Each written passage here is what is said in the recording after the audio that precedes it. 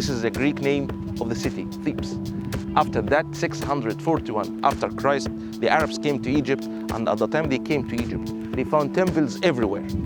But at the time, they didn't imagine these are temples. They imagined these are palaces. So they called it Luxor, because it means the palaces. This is the Arabic name of the city, Luxor. If you look behind you, you can see some of the sphinxes going all the way from here to Karnak Temple. More than 1,000 statues. But this time, if you look carefully, you can see each statue has man's head, lion's body. Man's head for wisdom, lion's body for strength. If you look carefully, you can see some of the statues under the city. You cannot see all of them. Can you see the building over there? Yeah. Actually, people came and built their houses on the top of the statues. Okay? Then later on, only about 5 years ago, the Egyptian government decided to move all the houses to make it like away from here to Karnak Temple. And people were so angry. We had to move the whole area from here, all the houses. So they're still negotiating with some of the people still living over there, yes. They want to make it like an open museum. You walk from here to Karnak Temple, and both sides, you have like coffee shops, and you can sit in the evening looking at the lovely statues over there. If you look at the facade of the temple, you can see 2 towers. In front of each one of them, a sitting statue for the king, then 2 standing statues. And there were 2 at the entrance here. One of them is still standing, the other one in Paris, in the Place de Concours. It's taken from here.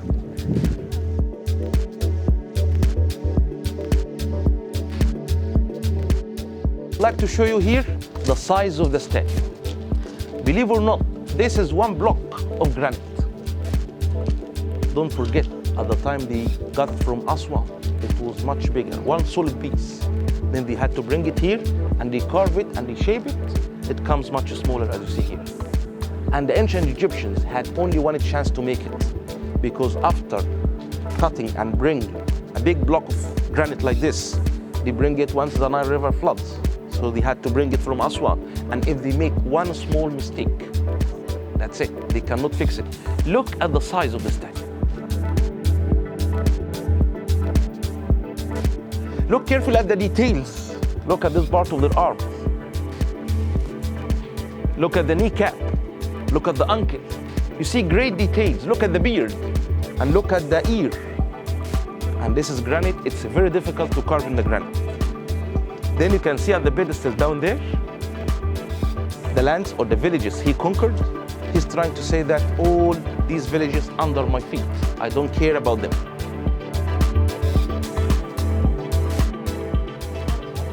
Made up of quarters.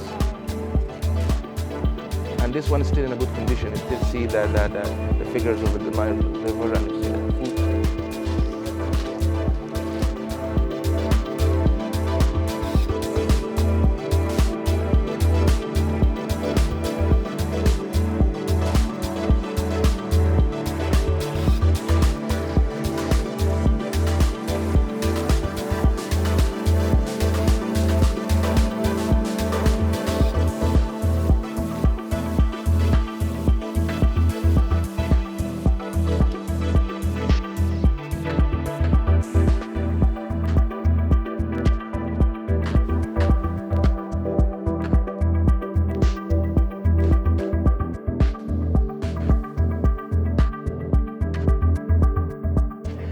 Everything here was built at the time of King Ramses II. You can see columns, and you can see standing statues between the columns.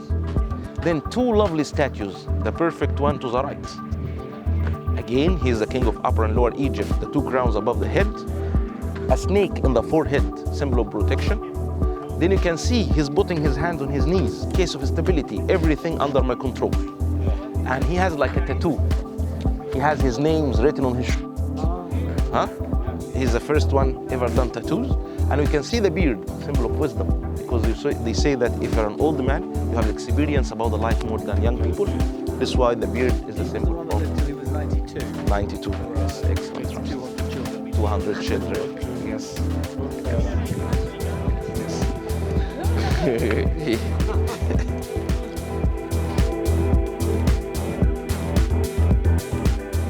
This is Amun-Ra and his wife.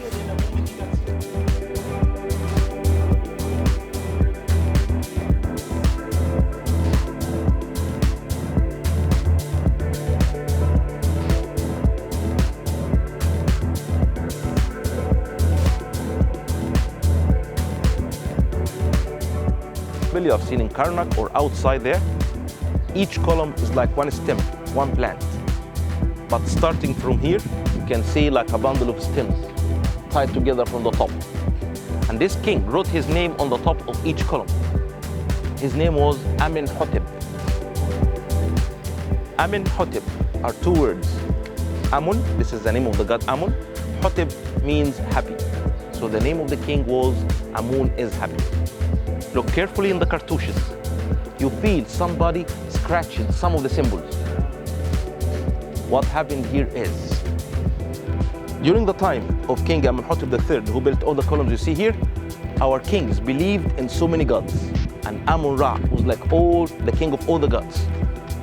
Every day in the morning, Egyptians go to the temples of Amun-Ra and all the other gods, giving offerings to the priests. The priests used to keep the offerings for themselves and used to sell it once more. They were very rich. The son of this king who built this area, called Amenhotep IV or Akhenaten. At the time he ruled Egypt, he said, why I have to believe in so many gods? I'll believe just in one God. I'll believe in the sun disk. And he called him Aten. And he didn't live here. He moved to the north from Luxor in an area called Tel Amarna, and he started to rule Egypt from there. He is the only pharaoh in the Egyptian history believed in one God. He is the only pharaoh in the Egyptian history had only one wife. Her name is Nefertiti. He is the only pharaoh in the Egyptian history used to represent himself like how he looks. His real features, long face, long nose, big lips, big belly. Maybe you have seen that in Cairo Museum. You will see that once you go there. He followed what we call it realism. All the other kings, the king had to look handsome, young, and strong. He is the only king in the Egyptian history used to represent himself sitting with his family, playing with his daughters. All the other kings after and before him, all the time killing the enemies or giving offerings to the god. Actually, the priests of Amun didn't like him very much because at the time he changed the whole beliefs of Egypt. Nobody gave any offerings to the priests of Amun, so they became poor. Tutankhamun married the daughter of Akhenaten.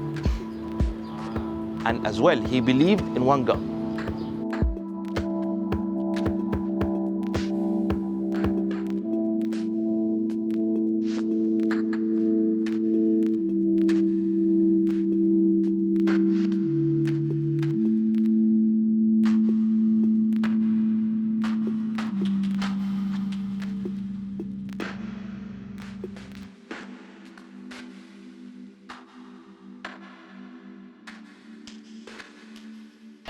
They say this man was living in a village.